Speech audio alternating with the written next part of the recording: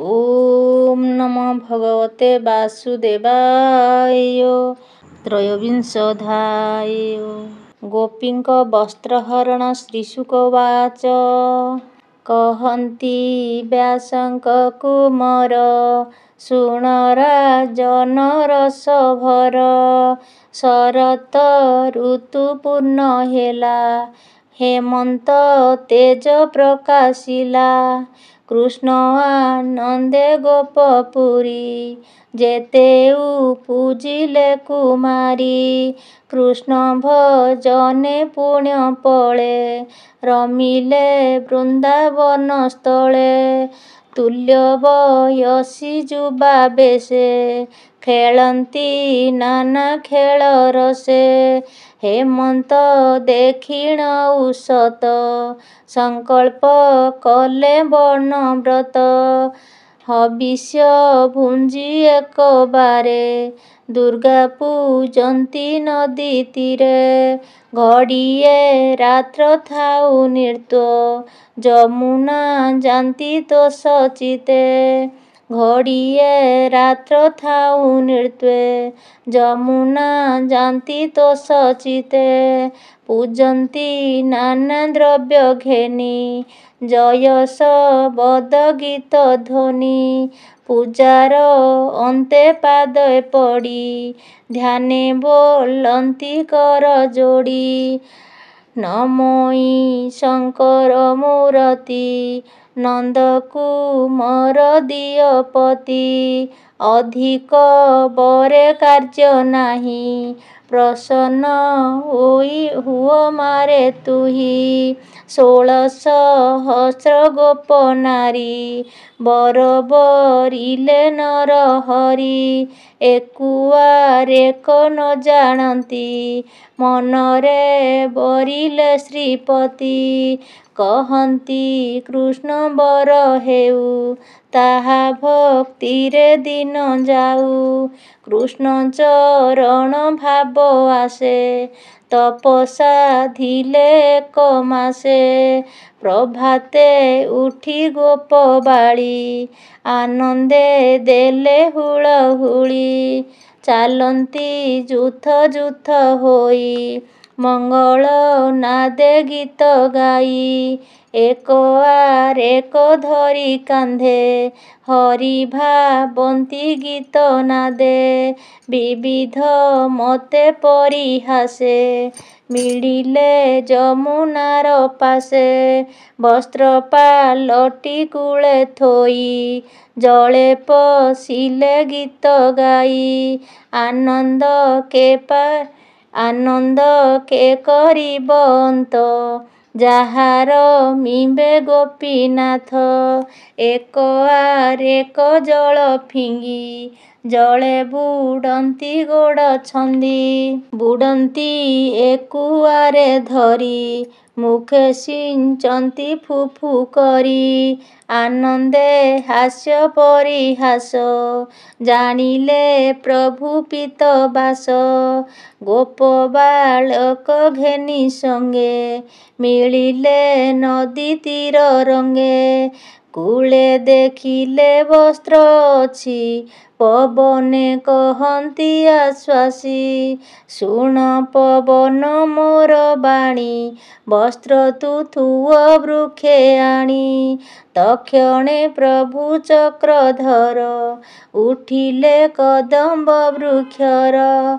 ବସ୍ତ୍ର ଯେ ନଦୀ ତୀରେ ଥିଲା, ପବନ ଯୋଗେ ଉଡ଼ିଗଲା।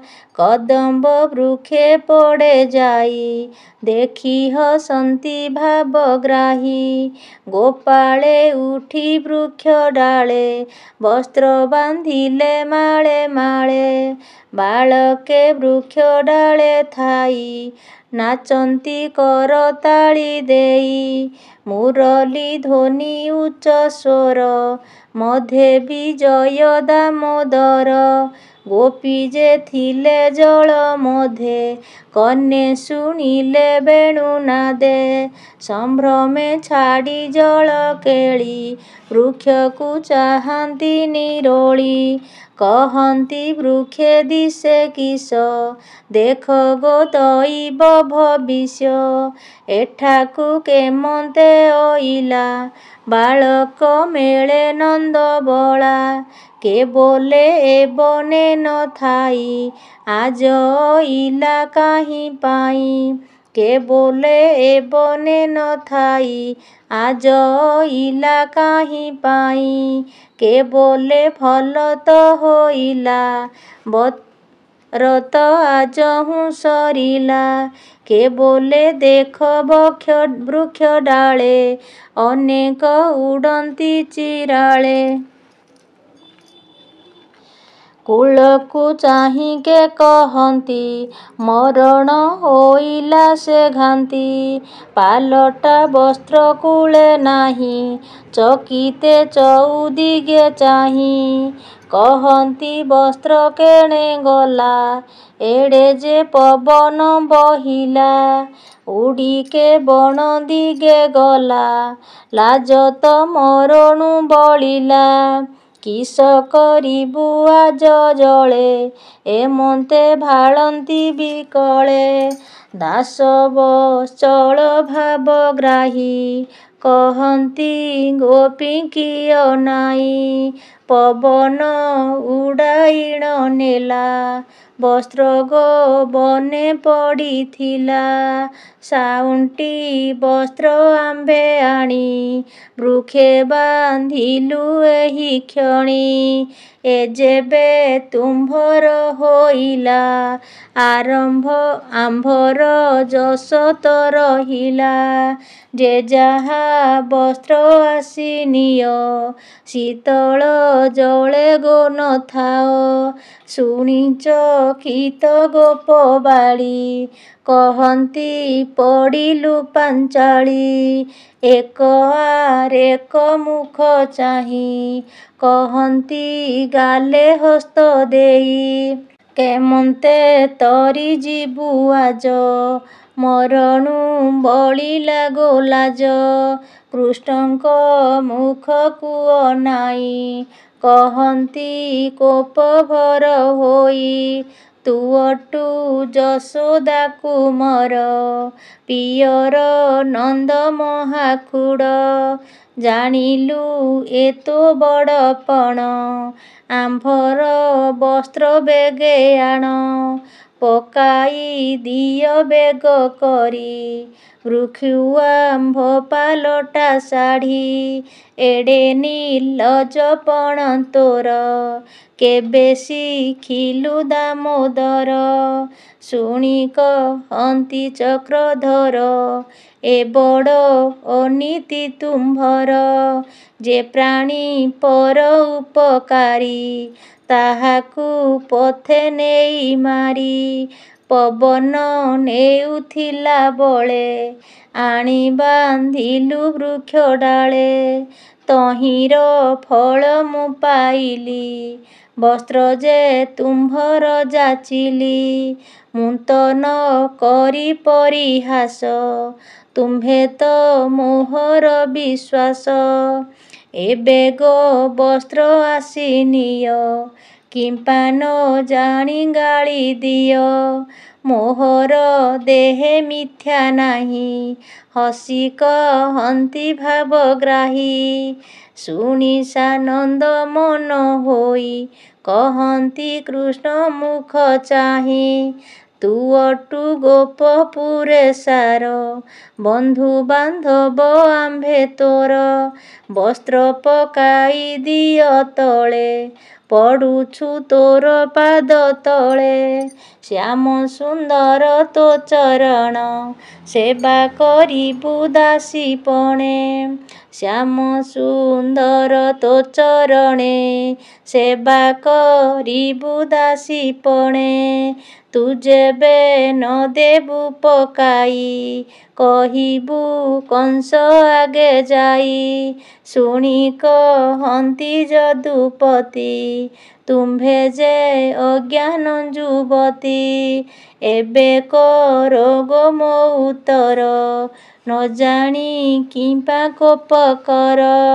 ଯେ ଯାହା ବସ୍ତ୍ର ବାଛି ନିଅ, ନହେଲେ ରାଜା ଆଗେ କହ। କଂସକୁ କିମ୍ବା ମୋର ଡର, ସୋଦର ମଉଳା ମୋହର।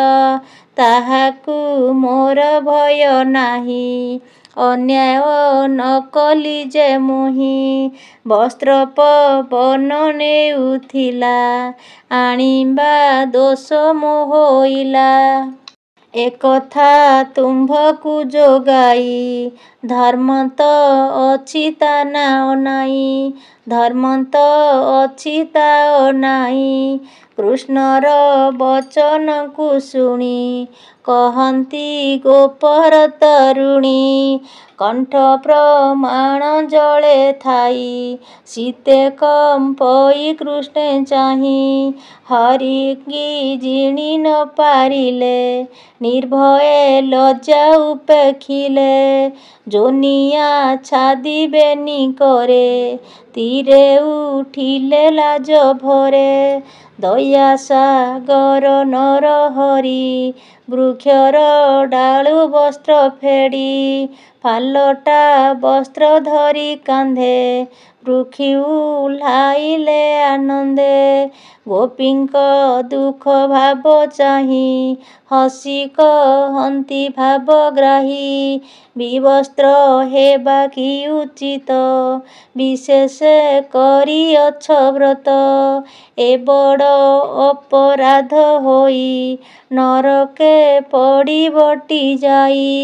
ଏ ଦୋଷ ନ ଥାଉ ତୁମ୍ଭର, ଦେବଙ୍କୁ ନମସ୍କାର କର। ଶୁଣି ଚକିତ ଗୋପବାଳୀ, ହସି ନନ୍ଦନ୍ତି କରତାଳି। କପାଳେ ଦେଇ ଏକ କର, ନମିଲେ ଦେବଙ୍କ ପୟର। ଦେଖି କହନ୍ତି ଯଦୁପତି, ଏ ବଡ଼ ତୁମ୍ଭର ଅନୀତି। ଶାସ୍ତ୍ର ଶୁଣିଲା ତୁମ୍ଭ ନାହିଁ, ଶାସ୍ତ୍ର ଶୁଣିଲା ତୁମ୍ଭ ନାହିଁ। ମୁଁ ତାହା ଅଳପ ଜାଣଇ, ଶୁଣ ଗୋ ନାରୀ ଏକ ଚିତ୍ତେ। ବିପ୍ରେ କହନ୍ତି ବେଦ ମତେ, ଯେ ଦେବ ଗୁରୁ ଏକ କରେ। ନମନ୍ତି ଅଜ୍ଞାନ ବ୍ୟଭିଚାରେ, ଛେଦ ପକାଇ ଯଦି କର। ସେ ଅପରାଧୁ ହୋଇପାର, ନୋହିଲେ ଯେତେ ଜନ୍ମ ହୋଇ। କର ଯୁଗଳ ତା ନ ଥାଇ, ଶୁଣି କୁମାରୀ ରସଭର। କପାଳେ ଦେଇବେନି କର, ଦେବଙ୍କୁ ନମସ୍କାର ବିହି। ଦେଖି ସାନନ୍ଦ ଭାବଗ୍ରାହୀ, ନିର୍ମଳ ଚିତ୍ତ ତାହାଙ୍କର। ଜାଣିଲେ ପ୍ରଭୁ ଦାମୋଦର, ଗୋପୀଙ୍କ ଭାବେ ତୋଷ ହୋଇ। ଯେ ଯାହା ବସ୍ତ୍ର ଦେଲେ ନେଇ, ଗୋପୀ ଯେ ପିନ୍ଧି ନିଜ ବାସ। ଆନନ୍ଦ ମନେ ହସ ହସ, ଦେବତା ପୂଜାର ବିଧାନେ। କୃଷ୍ଣଙ୍କୁ ବରିଛନ୍ତି ମନେ, ଲାଜେ ରହିଲେ ମଥା ପୋତି। କୃଷ୍ଣଙ୍କୁ ଚାହିଁ ନ ପାରନ୍ତି, ଜାଣିଲେ ପ୍ରଭୁ ନାରାୟଣ। ଗୋପୀଙ୍କି କହନ୍ତି ବଚନ, ହସି କହନ୍ତି ଜନାର୍ଦ୍ଦନ। ମୁହିଁ ଜାଣିଲି ତୁମ୍ଭ ମନ, ଯାହା ମାଗିଲେ ଦିଅ ପୂଜି। ସେ କଥା ଅଛଇ ମୁହେଜି, ମୁହିଁ କରିବି ତାହା ସତ୍ୟ। କହନ୍ତି ପ୍ରଭୁ ଜଗନ୍ନାଥ, ଯାଚିତ ମୋର ଯହିଁ ଥାଇ। ଜନ୍ମ ମରଣ ତାର ନାହିଁ, ଭାଜିଲା ଧାନ୍ୟରୁ ଯେ ଶନ। ଅଙ୍କୁର ନ ଜନମେ ପୁଣ, ଭାଜିଲା ଧାନ୍ୟରୁ ଯେ ଶନ। ଅଙ୍କୁର ନ ଜନମେ ପୁଣ। ଏ ବୃନ୍ଦାବନେ ରାତ୍ରେ ଥାଇ ତୁମ୍ଭକୁ ରମିବି ଯେ ମୁହିଁ। ସଂକଳ୍ପ କଲ ବ୍ରତ କରି ହସି କହନ୍ତି ନର ହରି। ଏମନ୍ତ କୃଷ୍ଣ ଆଜ୍ଞା ପାଇ କନ୍ୟା ଯେ ଗଲେ ତୋଷ ହୋଇ। ଗୋବିନ୍ଦ ପାଦେ ଚିତ୍ତ ଥୋଇ ମିଳିଲେ ନିଜ ଘରେ ଯାଇ। ଗୋପାଳ ମେଳେ ଦାମୋଦର ଗାଈ ଚରାଇ ଗଲେ ଦୂର। ନିଦାଗ ରବି ତେଜ ଲାଗି ପୋଏ ହୋଇଲେ ଦୁଃଖ ଭାଗି। ଚରାନ୍ତି ଗୋରୁ ଗୋପ ବାଳେ ଶୀତଳ ଛାୟା ବୃକ୍ଷ ଡାଳେ। ବୃକ୍ଷଙ୍କୁ ଚାହିଁ ଦାମୋଦର କହନ୍ତି ଗୋପୀଙ୍କ ଆଗର। ହେ ସ୍ତୋକ କୃଷ୍ଣ ମିତ୍ର ମୋର ସୁଦାମ ଅର୍ଜୁନକୁ ମର। ବୃକ୍ଷ ବିଶାଳ ଦେବ ରଥ ଦେଖ ଏ ବୃକ୍ଷଙ୍କ ମହତ୍ୱ। ପରେ କରନ୍ତି ଉପକାର ସୁଜନ ପ୍ରାଣୀଙ୍କ ବେଭାର। ଶୀତ ବରଷା ଗ୍ରୀଷ୍ମ ଦୁଃଖ ସହି ଆମ୍ଭଙ୍କୁ ଦିଅନ୍ତି ସୁଖ। ଧନ୍ୟ ଜୀବନ ଏହାଙ୍କର ସାଧନ୍ତି ପ୍ରାଣୀ ଉପକାର। ସୁଜନ ଘରେ ଯେହ୍ନେ ଯାଇ ଅତିଥି ନିରାଶ ନୁହଁଇ। ପତ୍ର କୁସୁମ ଫଳ ରାଇ ପତ୍ର କୁସୁମ ଫଳ ଛାଇ ମୂଳ ବକଳ ଦାରୁ ଦେହି। ଯାର ଅଙ୍ଗାର ଭସ୍ମ ଅଠା ଘରର ସଜବାଡ଼ କଣ୍ଟା। ଏତେ ପ୍ରକାରେ ସେବା କରି ନିର୍ତ୍ତୋ ଯେ ପର ଉପକାରୀ। ଏହାଙ୍କ ପ୍ରାୟେ ଯେବେ ହୋଇ ସଂସାର ମଧ୍ୟରେ ସେ ଥାଇ। ମନ ବଚନେ ଧ୍ୟାନ କରି ଯେପରେ ହୁଏ ଉପକାରୀ। ଦୀନ ହରନ୍ତି ଦୁଃଖ ସୁଖେ ସେ ଧନ୍ୟ ଇହ ପରଲୋକେ। ପୁଷ୍ପ ପଲ୍ଲବ ଜଳେ ଫଳେ ତରୁଙ୍କ ନବ ଶାଖା କାଳେ। ଗୋରୁ ଗୋପାଳ ଘେନି ସଙ୍ଗେ ମିଳିଲେ ଯମୁନାର ଲାଗେ। ଶୀତଳ ଜଳ ପାନ କରି ବୃକ୍ଷର ତଳେ ନର ହରି। କୃଷ୍ଣଙ୍କୁ ଚାହିଁ ଗୋପ ବାଳେ କହନ୍ତି କ୍ଷୁଧାର ବିକଳେ। ସେ ରାମ କୃଷ୍ଣ ପଦେ ଚିତ୍ତ କହିବି ପ୍ରଜଗନ୍ନାଥ। ଇତି ଶ୍ରୀମଦ୍ଭାଗବତେ ମହାପୁରାଣେ ପାରମହଂସ ସଂହିତାୟା 82 ଦଶମ ସ୍କନ୍ଧେ ବସ୍ତ୍ରହରଣେ ନାମ ତ୍ରୟୋବିଂଶୋऽଧ୍ୟାୟଃ। ଓಂ ନମୋ ଭଗବତେ ବାସୁଦେବାୟ।